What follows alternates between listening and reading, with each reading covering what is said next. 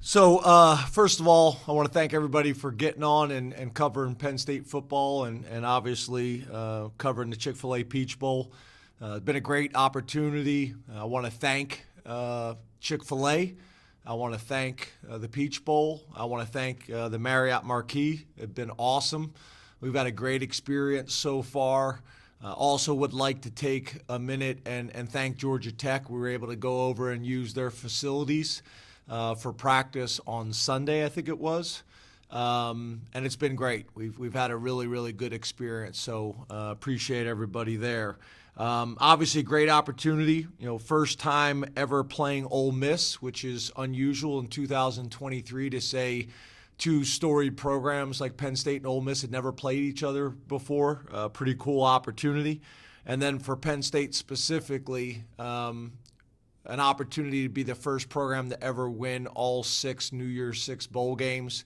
Never been done before, and with the opportunity of doing it, if we do it, it'll never be done again. Based on us going to the playoffs after this anyway. So, really cool opportunity. Our guys have been great. I'm thankful to them. They've done a really good job of knowing when it's time to work and when it's time to enjoy themselves. To me, that's what bowl games are all about. But again, the city of Atlanta, Chick-fil-A, the Peach Bowl, Marriott Marquis, everybody's been awesome to us, and we're very appreciative of the opportunity. So open up the questions.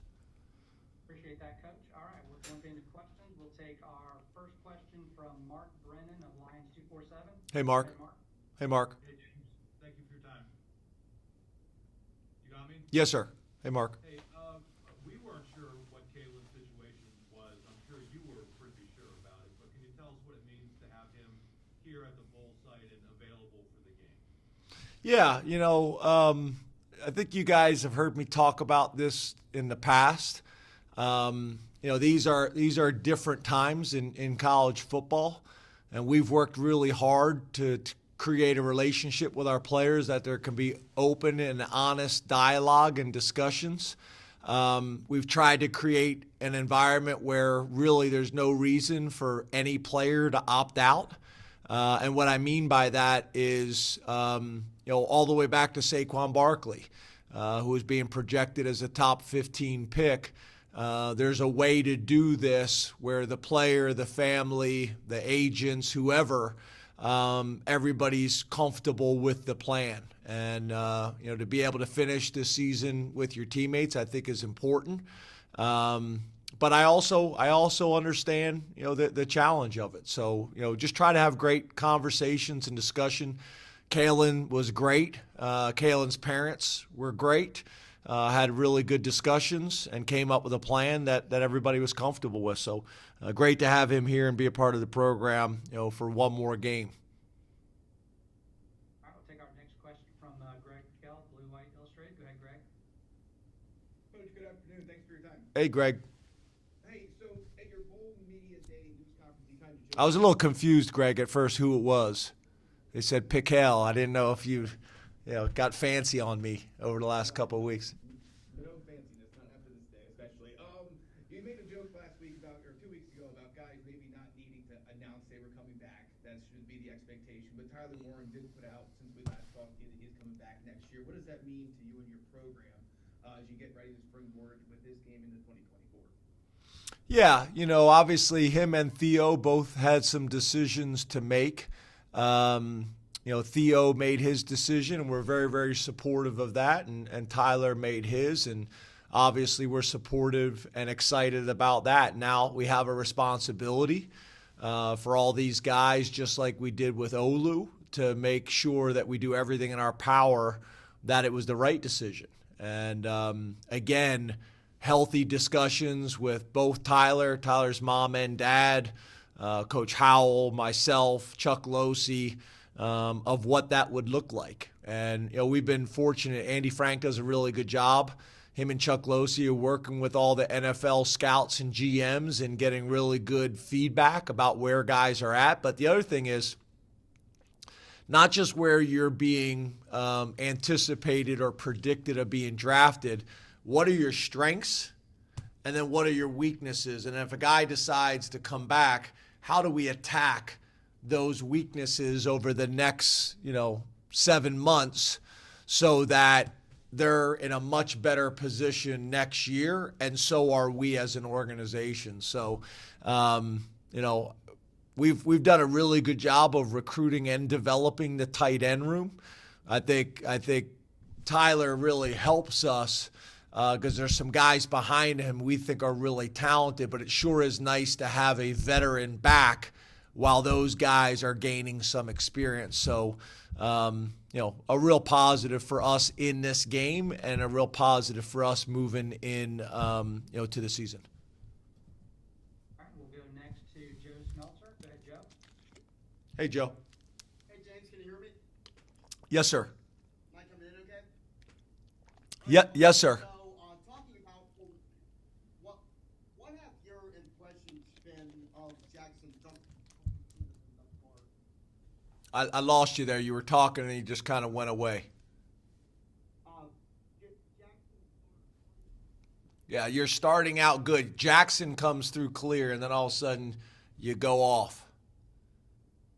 Yeah, Coach, I think he's asking about your impressions of Jackson Dart.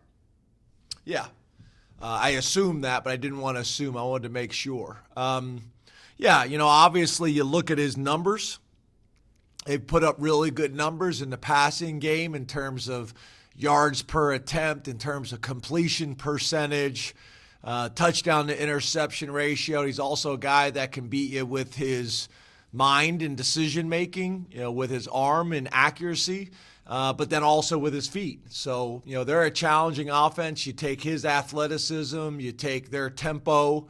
They're one of the better offenses that we've seen this year. So it's going to be a challenge. And, Lane's always done a really good job, specifically on that side of the ball. So it'll be a challenge. And obviously, as we know in college football, or really at any level in football, your quarterback, has a major impact and factor in your success. So, a ton of respect for him for what we've seen on film so far. All right, let's go next to Ali Barubi. Go ahead, Ali. Hey, Ollie. Coach, how are you? Good. How are you? Good. Well, we talked to Gary Stokin a couple weeks ago. He said, obviously they were excited to welcome you guys to Atlanta, but that Mercedes-Benz also hosting the playoff game next year and the national championship. So he said he's hoping you guys come back to Atlanta a couple times. How much can this type of an environment prepare you for your future goals? For those guys who are coming back for 2024, how much does a Peach Bowl appearance help prepare you for next season and a potential playoff run? Well, first of all, I want to thank Gary. Gary's been awesome. I've known Gary for a long time, and he's a pro.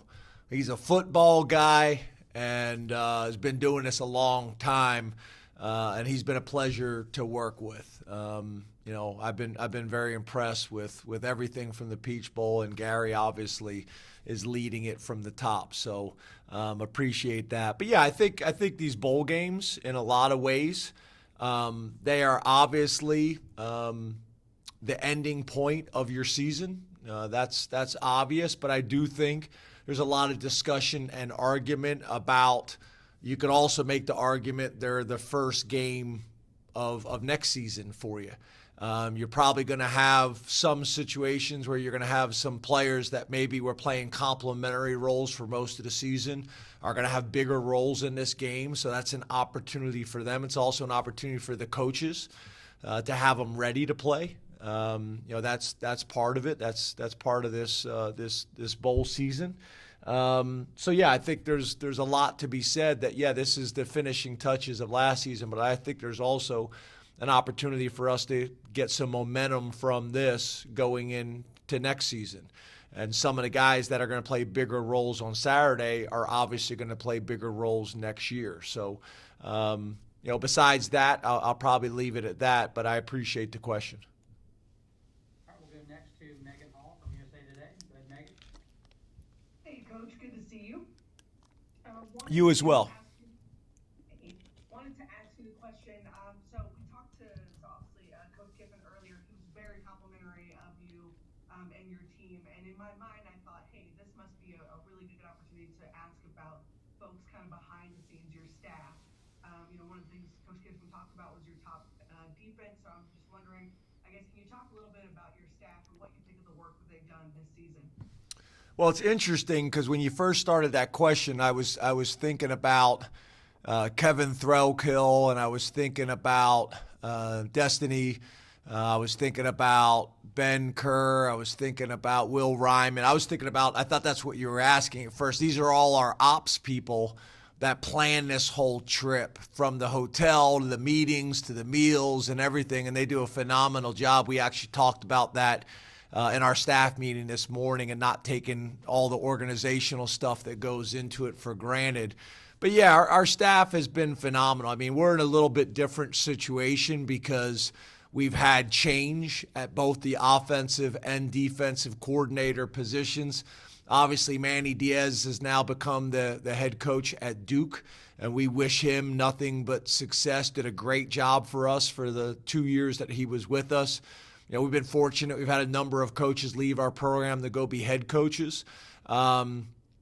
So that's also, I think, shined a light on my staff as well, because at the end of the season on offense, we made a change as the offensive coordinator, and Jaywan Sider and Ty House stepped up into that role.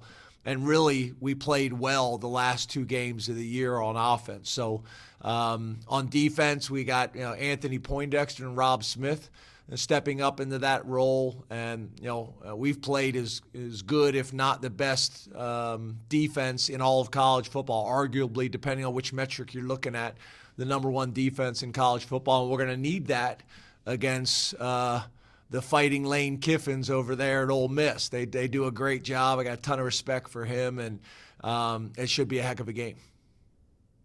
All right, time for just a couple more with Coach. We'll go next to John Patishnock. Go ahead, John. Hey, John. Hey, James. Good to see you. Appreciate your time. You too. Hey, beyond recruiting, what do you believe can be gained by playing in a new city, a new bowl, and giving some people the opportunity to see Penn State football up close for the first time? Yeah, so I think a couple things. I think, the amount of time that we're down here and going to the Martin Luther King Museum, there's an opportunity there, right, for our guys to experience some of that. For them to be able to go into Mercedes-Benz Stadium, cool experience. We practiced in there today. I thought that was great. Some of those venues, I think, help you, whether it's for bowl games, whether it's for conference championship games, whether it's the playoffs, playing in some of those venues. I think there's value in that as well. So you don't have a number of guys walking into those stadiums kind of, looking around and kind of awestruck. Us playing that last game of the year, at Michigan State in the Detroit Lions Stadium, I thought there was value in that as well. But I think also, to your point, I think, Penn State being one of the most storied programs in college football, but being able to come down into SEC country and allow maybe some people to see us that normally wouldn't see us, specifically live rather than on TV. No different than us going to Auburn 2 years ago and playing well. And I think maybe a portion of the country got a chance to see us live that normally doesn't see us live, and says, hey, Big Ten plays good football and Penn State plays really good football, and we got the chance to see it firsthand. I think there's value in that as well. Even some of the media. You got some of the local media that maybe hasn't had a chance to see us up and close and in person. I think there's value in that as well. So there's a ton of different reasons for our players to get out in a different part of the country, for our staff to play an SEC opponent that we got a ton of respect for, to play in this type of venue. I think there's a lot of reasons why this makes sense, and why I think the bowl experience is still valuable for college football and for our players. All right, we'll take our final question for Coach from Seth Engel from the Daily Collegian. Go ahead, Seth. Hey, James, how are you? Hey, Seth. Now that signing day is in the past, we have the 2 new coordinators for next year.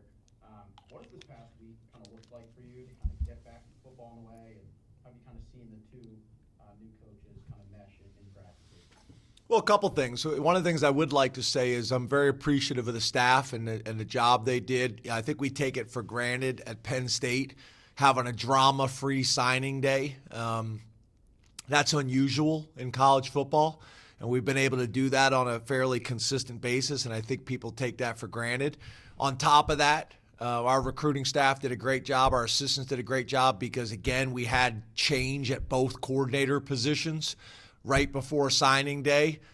Most people, when that happens, you're going to lose some recruits because of it. Again, we didn't have any of that, so I think there's value in that. But having both Tom and Andy here, obviously you'd prefer not to have changes be made, but if they are made, I think there's a ton of value in doing what we're doing. Tom's ability to be around the staff, Andy's ability to be around the staff, staff meetings, game planning, watching film, watching the players, how we do things. So Tom's not out there at practice and Andy's not there out at practice during spring ball, still trying to kind of get a feel for how we practice and how we go about our business. So I think there's a ton of value. I think I've said it in the past. Joe Moorhead did it this way. Manny Diaz did it this way. I think there's a lot of value in doing it this way, and I think for more times than not, it has allowed us to springboard the day after the season ends and really hit the ground running. Well, thank you very much for your time. We'll end it for you there, and we'll get your players in next. We'll let you get back to work. Thanks, guys. Appreciate it. Have a great day.